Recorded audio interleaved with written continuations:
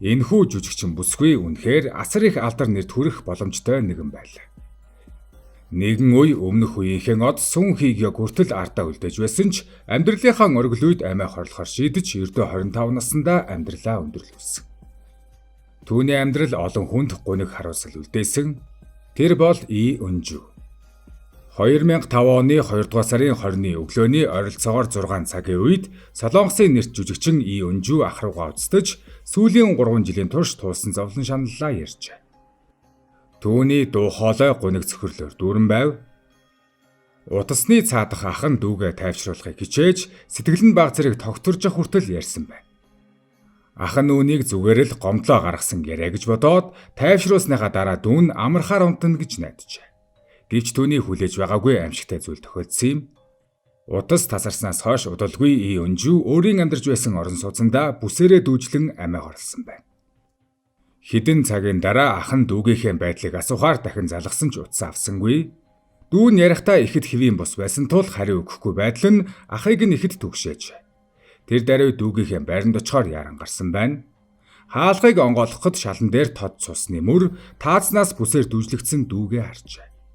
Тэр үед дүүгийнх нь бугуунаас цус тусалсаар байсан байна. Хэдий ах нь маш их цочирдсон ч хэдхэн секундын дараа ухаан орж яран И Өнжүүг доош нь буулгаж нэгэн зэрэг түргэн тусламж дууджээ. Гэвч аль хэдийн хитрхи оройтсон байв. Түргэн тусламж ирэхэд түүний амьсгал аажмаар суларч биеийн халуун нь огцон буурсан байлаа. Эмнэлэгт хүрэхээс өмнө тэр амьсгал хураасан байна. Тэр үед И Өнжүү дөнгөж 25 настай байжээ. Удалгүй эмчнэр түүнийг хүн сэтгэл готрол орсноос болж амиа хорлсон гэсэн дүгнэлт гаргаж И Өнжүүг яран оршуулв. Ихэнх хүмүүс И Өнжүүгийн амиа хорлсон явдал нь улаан захиа кинотой нэгт холбоотой гэж үздэг. Учир нь уг кинонд түүний нийт 33 нүцгэн сцен багтсан байж. Киноны нээлтийн өдөр И Өнжүү киногоо үзэхдээ нулимс унган уйлсан гэдэг. Үүнээс хойш хаанч явсан сэтгүүлчдийн асуулт түүний нүцгэлэлт задгаа дөрүүдээс салдаггүй болж энэ нь түүнийг шүнжин нойргүй хонуулахад хүргэв. И Өнжүү нэгэн удаа хийсэн ярилцлаганда би төрөлхийн дотогшоо хаалттай зан ааштай. Тиймээс улам ганцаардмал улам хэцүү болдог. Гэхдээ би жүжигчин болохоос өөр сонголтгүй байсан хэмээн хэлж байна. 2005 онд Өмнөд Солонгосын бараг 100 орчим алдартай уран бүтээлчдийн хувийн нууцыг дэлгэсэн X-Files хэмээх жигсаалт олон нийтэд ил болсон бөгөөд харамсалтай нь И Өнжүүч энэ жигсаалтанд багтсан байна. Хэвлэл мэдээллийн мэдээснээр И Өнжүү амьд ахуйда дээд түвшний хүмүүсийн тоглоом болж мөн түүнийг бэлгийн тоглоом болгон албадсан. Мөн амиа хорлохын өмнөх шөнө хэдэн цагийн турш хүчирхийлэлд өртсөн гэх мэдээлэл гарчээ. Авиас чадлаараа хүлээн зөвшөөрөгдсөн чадварлаг жүжигчнээс сэтгэл санаагаар бүрэн дарагдсан нэгэн болтлоо унах хүртэл тэр амьдралынхаа туршид юуг туулсан бол. Бүсгүй төгөлдөр хурж болох мөрөөдөлтэй байсан ч санаа нь гүйгээр жүжигчний замыг сонгосон байдаг. И Өнжүү 1980 онд Өмнөд Солонгосын Коян хотод төрсөн. Бага наснд нь гэр бүлийнх нь амьдрал тун ядуу байсан ч төрлөх нутагтаа аз жаргалтай, дурсамжтай хүүхэд насыг өнгөрөөж. Хэдий амьдралын боломж муу байсан ч эцэг эх нь мөнгө хэмнэж зүтгэсээр И Өнжүүг төгөлдөр хуур бүжигт сургаж байв. Түүний хүүхэд насны хамгийн том мөрөөдөл бол сайн төгөлдөр хуурч болох явдал байлаа. 17 наснда И Өнжүү сурлагын өндөр амжилтаараа Солонгосын Тангуг их сургуулийн кино урлагийн ангид элсэг орсон. Тиймээс нэгэн тохиолоор Өмнөд Солонгосын хамгийн том Chebol Group болох SK Group-ээс зохион байгуулсан оюутны шалгаруулалтын тэмцээнд оролцсон нь түүний амьдралын чиглэлийг бүрэн өөрчилсөн юм. Энэхүү тэмцээнд түүний хувь заяаг эргүүлсэн гэж хэлж болно. И Өнжүү гоёмсог хувцас тансаг төрөхгүй зүгээр л сургуулийн дүрмд хувцастайгаа оролцсон ч найруулагчдын анхаарлыг шууд татав. Улмаар богино хугацаанд олон танигдж нэр хүндэнч тодорч байлаа. Тэр жилдээ Галчвуу олон ангид кинонд гол дүр бүтээж гялалзан гарч ирсэн хүчирхэг ирээдүйтэй жүжигчин болжээ. Эдгээр бүх үйл явдал уран бүтээлийн гараагаа эхлүүлснээс хойш ердөө хэдхэн сарын дотор болсон юм.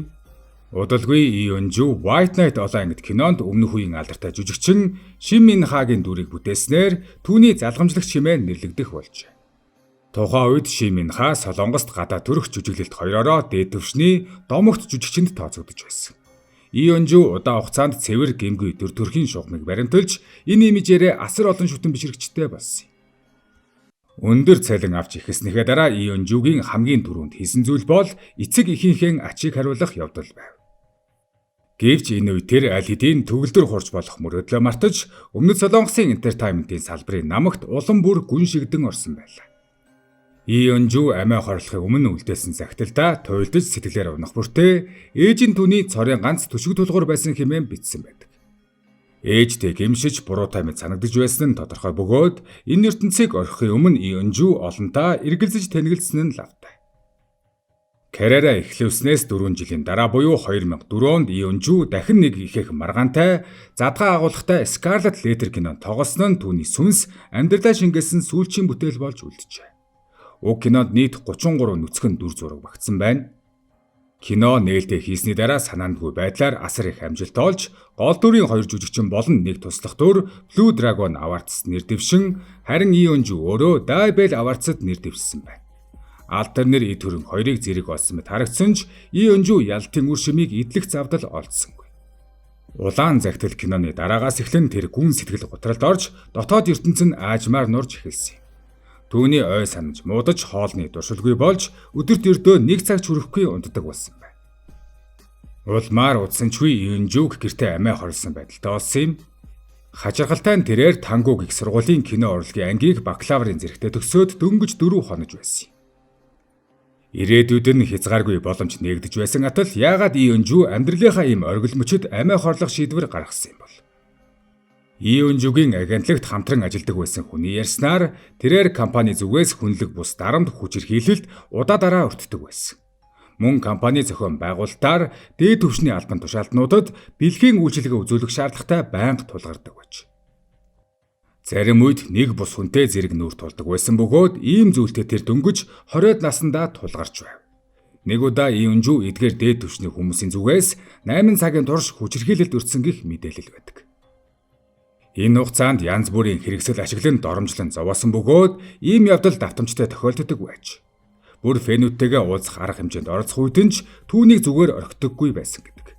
Тэдгээр жилүүдэд Lee Eun-ju компани болон чэболуудын гарт байнга доромжлогдсон суурьж татгалцахыг хүсэх бүрдэн нөгөө тал асар их нөхөн төлбөр нэгдэг байсан гэж. Ийхүү жүжигчин бүсгүй хүн хэлбэрийн нойргуудэл хоолны дуршилгүйдэлд орж альваа зүйлд сонирхолгүй болжээ.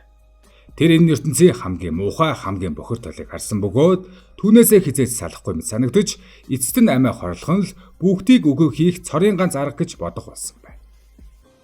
Солонгосын entertainment-ийн салбарын харанхуй тал төсөөлшгүй хэмээн ярилцдаг. Харин Солонгосын чэбэлүүд хэр бохир вэ? Өмнөд Солонгос гэхээр хүмүүсийн толгойд ихэвчлэн Солонгос драмын царайлаг ирчүүд, үзэсгэлэнт бүсгүүчүүд, гялалзсан entertainment соёл буудаг. Мэдээж эдгээр салбарт Солонгос үнэхээр өндөр түвшинд хүрсэн. Гэвч бидний мэддэггүй нэг зүйл бол энэ гялцал ертөнцийн цаана хичнээн их харанхуй бузар зүйл нөгдөж байдаг явдал юм. Бас Өмнөд Солонгост эдийн засаг бүхнээс дээгүүр тавигдах буюу мөнгөтэй л бол юу ч хийж болдог гэх ойлголт гүн суусан байдаг. Холбогдох зарим тайланд дурдсанаар Солонгос эмэгтэй уран бүтээлчдийн 50% нь асар их нөхөн төлбөр төлөх шаардлагад орж байсан. 68% нь нийгмийн нөлөө бүхий хүмүүст ямар нэгэн байдлаар бэлгийн дарамтанд орж байсан. Харин 12% нь үнийг олон нийтэд ил тод хүлээн зөвшөөрсөн гэх тоо баримт байдаг. Олон хүн яагаад Өмнөд Солонгос ингэтлээ замбраагүй байдаг юм бэ гэж асуух нь гарцаагүй. Үүний хариулт маш энгийн. Өмнөд Солонгосын дотоодын нийт бүтээгдэхүүний 70 орчим хувийг чэболууд буюу элит ангийнхан атгадаг бөгөөд тэд улс орны эдийн засгийг бараг бүхэлд нь хянаж байдаг. Тийм нөхцөлд entertainment-ийн салбар дахь одууд жүжигчид бол тэдний нүдэнд юу ч биш өчүүхэн тоглоом мэтэл харагдана. Өнөөдрийн бидний өгүүлсэн Lee Eun-juгийн хэрэг явдал ганц илэрсэн тохиолдол биш. 2009 онд Солонгосын жүжигчин Jang Ja-yeon амиа хорсны дараа эдгээр аимшигт бодит байдал айжмаар ил болж эхэлсэн. Lee Eun-juтэй харьцуулахад Jang Ja-yeonыг нас барсны дараа түүний 200 гаруй хуудасаас бүрдэх амиа хорлохтой үлдээсэн загтал олдсон юм. Тэрхүү загталдаа Jang Ja-yeon олон жилийн турш туулсан хүнлэг бус дарамт доромжлол хүчирхийллийг маш дэлгэрэнгүй бичсэн байдаг. Тэр агентлагийн хатуу хяналтанд байж хувийн бодол санаа нь огт тооцогддоггүй байсан бөгөөд 30 гаруй эрх мэдэлтэнд нийтдээ 100 орчим удаа үйлчлэхийг албадсан гэжээ. Бүр тэдний таашаалыг хангахын тулд агентлаг нь Jang Ja-yeонд жирэмслэлтээс хамгаалах мис ажилбар хийлгэхийг шаардсан байдаг. Үүний тэмдэглэл ил болсны дараа цагдаа нар үн тулгуурлан мөрдөн шалгах бүрэн боломжтой байсан ч чэболууд айсангүй. Харин ч эрх мэдлээ ашиглан хэргийг дарахыг оролдсон байдаг.